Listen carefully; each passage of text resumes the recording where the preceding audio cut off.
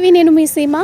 మనకైతే స్వాతంత్ర దినోత్సవం వచ్చి 80 ఏళ్ళు అవుతున్న సందర్భంగా మన దేశంలో ఏం మారాలి, ఇంకా ఏం రావాలి అనే దానిపై అయితే కొంతమందితో మనం వాళ్ళ మాటల్లో అయితే వాళ్ళ అభిప్రాయాన్ని అయితే అడిగి తెలుసుకుంటున్నాము. ఒకసారి మనతో ఒక మేడం అయితే ఉన్నారా, మేడంని అడిగి తెలుసుకుందాం. మేడం చెప్పండి మేడం, మనకి స్వాతంత్ర్యం వచ్చి ఇప్పుడు 80 ఏళ్ళు అవుతుంది. ఈ 80 ఏళ్లలో ఏం మారాలి, ఇంకా మనకి ఏమి రావాలి, దేశం ఎలా ఉంటే బాగుంటుంది అనేది మీ మాటలో చెప్పండి. మీ పేరు, మీరు ఏం చేస్తూ ఉంటారు? అందరికీ శుభ మధ్యాహ్నం. నా పేరు రమణి. నేను Sri Aditya English medium high స్కూల్లో తెలుగు ఫ్యాకల్టీగా పనిచేస్తున్నాను. ముందుగా అందరికీ 80వ స్వాతంత్ర దినోత్సవ శుభాకాంక్షలు. అయితే మనకి బ్రిటిష్ వారు స్వతంత్రం అనేటువంటిది 1947 ఆగస్టు 14 అర్ధరాత్రి మనకి స్వతంత్రం అనేటువంటిది ఇచ్చారు. వాళ్ళు ఎందుకు ఇచ్చారా అప్పట్లో అంటే, మనకి అర్ధరాత్రి స్వతంత్రం అంటే వీళ్ళు చీకటి ప్రపంచంలో ఏం ప్రభుత్వం ఏర్పాటు చేస్తారు అనే ఉద్దేశంతో మనకి వాళ్ళు ఇచ్చి ఉండొచ్చు. అయితే భారత కాలమాన ప్రకారం 12 దాటితే మర్నాడు మనకి మర్నాడు రోజు అనేటువంటిది లెక్కలో మనం ఆగస్టు 15న స్వతంత్ర దినోత్సవం అనేటువంటిది జరుపుకుంటున్నాం. అయితే ఎన్నో రంగాల్లో అభివృద్ధి చెందాము, ఎన్నో సాంకేతికంగా కూడా అభివృద్ధి చెందాము. కానీ నా అభిప్రాయ ప్రకారము స్త్రీకి అనేటువంటిది స్వతంత్రం రాలేదని చెప్పుకోవచ్చు. ఎందుకంటే మన గాంధీ మహాత్ముడు అర్ధరాత్రి ఆడపిల్లలు నడిచినా కూడా స్వతంత్రం వచ్చినట్టుగా అన్నారు. కానీ నాకు ఎక్కడా కనిపించట్లేదు. ఎక్కడ చూసినా నిర్భయ కేసులే కనిపిస్తున్నాయి. ఆడపిల్లని బయటికి పంపించాలంటే భయం, ఒక చిన్న పిల్ల బయట ఆడుకోవాలంటే భయం, పిల్లల్ని స్కూల్కి పంపిస్తే ఆటో డ్రైవర్ మనకి తెలిసిన వాడైనా సరే అదొక భయం, రిక్షావాడి భయం. ఈ భయాల మధ్యనే బతుకుతున్నాం. నాకైతే స్వతంత్రం ఎక్కడ వచ్చింది? ఇంకా నాకు అనిపిస్తుంది బ్రిటిష్ వారి పాలనలోనే ఉన్నట్టుగా అయితే ఆడవాళ్ళకి స్వతంత్రం అనేటువంటి స్వతంత్రం స్వేచ్ఛ లేకపోయినా వాళ్ళ యొక్క శీలానికి భద్రత అనేటువంటిది ఉంటుందేమో అని నేను ఈ పేపర్లో జరుగుతున్న అరాచకాలు, టీవీలో చూస్తున్నటువంటివన్నీ చూస్తుంటే, సంఘటనలు చూస్తుంటే నా మటుకు నాకు అనిపిస్తుంది.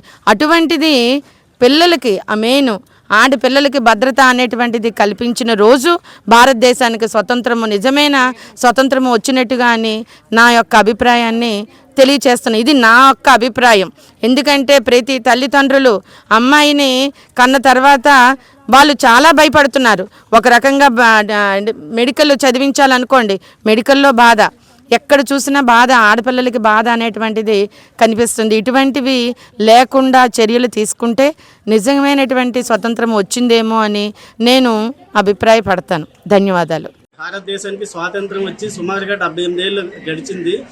అయినప్పటికీ ఇంకా మార్పు చాలా రావాల్సి ఉందండి. ఇంకా పేదవాడిగానే మిగిలాడు, డబ్బున్నవాడే మిగిలాడు తప్ప సమానత్వం అనేది ఏర్పడలేదు. ఆర్థిక సమానత్వం అనేది ఎక్కడా లేదు. ఈ విషయంలో ప్రభుత్వాలే ముఖ్యంగా ఏంటంటే, ప్రతి నియోజకవర్గంలో అంటే ఆర్థికంగా సమానత్వం కావాలంటే దేశవ్యాప్తంగా ప్రతి నియోజకవర్గంలో ఎమ్మెల్యే నియోజకవర్గానికి ఒక ఇండస్ట్రీ, స్మాల్ స్కేల్ ఇండస్ట్రీ తీసుకొస్తే ఒక 500 నుంచి 1000 మంది వరకు ఒక ఇండస్ట్రీని కానీ ఏర్పాటు చేయగలిగినట్లయితే ఆ నియోజకవర్గంలో ప్రతి ఒక్కరికి కూడా ఈ ఉపాధి అవకాశాలు కలిగి వాళ్ళ తాలూకు ఆర్థిక వ్యవస్థ బలపడి, కుటుంబం బలపడి దేశం కూడా ఆర్థికంగా బలపడే అవకాశం ఉంటుంది. ముఖ్యంగా రాష్ట్ర ముఖ్యమంత్రి విజన్ ఉన్న ముఖ్యమంత్రిగా చెప్పుకునే మన ముఖ్యమంత్రి గారు మన రాష్ట్రంలో ప్రతి నియోజకవర్గంలో ఈ 500 నుంచి 1000 మంది వరకు ఒక ఇండస్ట్రీని ఏర్పాటు చేసి ఈ వలసలు లేకుండా ప్రతి ఒక్కరికి కూడా, నిరుపేద ప్రతి ఒక్కరికి కూడా ఉద్యోగ ఉపాధి అవకాశాలు కల్పించాలని చెప్పేసి విజ్ఞప్తి చేస్తున్నాం. అప్పుడు 78 ఏళ్ల క్రితం ఏ విధంగా ఉందో దానికంటే కొంత మార్పు వచ్చింది. ఇంకా మార్పు రావాలంటే మాత్రం ప్రభుత్వాలే చొరవ తీసుకొని ఈ ఆర్థిక సమానత్వం, మత సమానత్వం, కుల సమానత్వం, కుల మత విధానాలు లేకుండా సమానంగా ఏర్పాటు చేసేలా ప్రభుత్వాలు చొరవ తీసుకోవాలని కోరుతున్నామండి. ప్రజెంట్ 1947లో మనకి ఇండిపెండెన్స్ అనేది దొరికింది. దానికి చాలా చాలా హ్యాపీగా ఉంది. ఎంతోమంది ఫ్రీడమ్ ఫైటర్స్, గాంధీజీ కావచ్చు, ఎంతో ఆయన ఒక్కరే అని కాదు, చాలామంది ఫైట్ చేశారు. కానీ వాళ్ళు ఫైట్ చేసినప్పుడు మనకి ఇండిపెండెన్స్ డే వచ్చింది అంటే దానికి అర్థం యూనిటీ. ఇప్పుడు ముస్లింలు లేరు, హిందువులు లేరు, క్రిస్టియన్లు లేరు, సిక్కులు లేరు, అందరూ ఒకటైతేనే భారతదేశం కలుస్తుంది. ఎవడో వచ్చి భారతదేశం నా భూమి అంటే గాంధీజీ ఏం చేశారు? ముస్లింలది భారతదేశం, హిందువులది భారతదేశం, సిక్కులది, ప్రతి ఒక్క భారతదేశంలో రక్తం పుట్టుకొని పెంచిన వ్యక్తులందరిది భారతదేశం. నువ్వెవరు వచ్చి మమ్మల్ని అడుగుతావు అని బ్రిటిష్ వాళ్ళని ప్రశ్నించారు. అలాంటి ప్రస్తుతం మనం చూస్తున్నట్టుగా అయితే అది లేదు. ఎందుకంటే హిందువులు గొడవల, ముస్లింలు గొడవల, సిక్కింలు, పంజాబ్లు, పాకిస్తాన్లు, వీళ్ళు వాళ్ళు అని గొడవలే పడుతున్నారు. ఏ రోజు ఏ బాంబేసి లేపేస్తారో కూడా తెలియదు. అలాంటి దేశంలో మనం బతకాలంటే ఒక్కటే కావాలి, సొసైటీ అనేది ఈక్వల్గా పనిచేయాలి. ఈక్వల్గా పనిచేసిన రోజే భారతదేశం ఒకటవుతుంది. భారతదేశంలో ఎన్ని జిల్లాలు ఉన్నాయి, ఎన్ని రాష్ట్రాలు ఉన్నాయి ముఖ్యం కాదు. భారతదేశంలో ఉండే ప్రతి ఒక్క మొక్క కూడా భారతదేశానికి చెందింది. అది ఒక్క మొక్క ఈ భారతదేశంలో ఎవరు పుట్టించారంటే దేవుడు పుట్టించారు. దాన్ని రక్షించుకునే హక్కు ఎవరు ఉందంటే సొసైటీ, యూనిటీ. భారతదేశంలో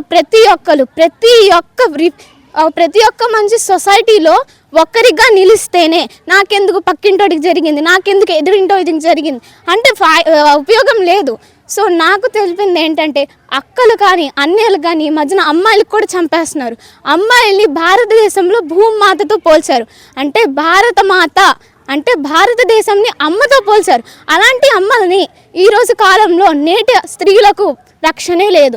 మరి గవర్నమెంట్ ఏం చేస్తుందో నాకు తెలియట్లేదు. వాళ్ళు కూడా వాళ్ళ ఒపీనియన్స్ని తీస్తున్నారు. కానీ సొసైటీ ఎప్పుడైతే యూనిటీ అవుతాదో భారతదేశంలో ప్రతి మనిషి మమ్మల్ని ఏమి చేయలేడు.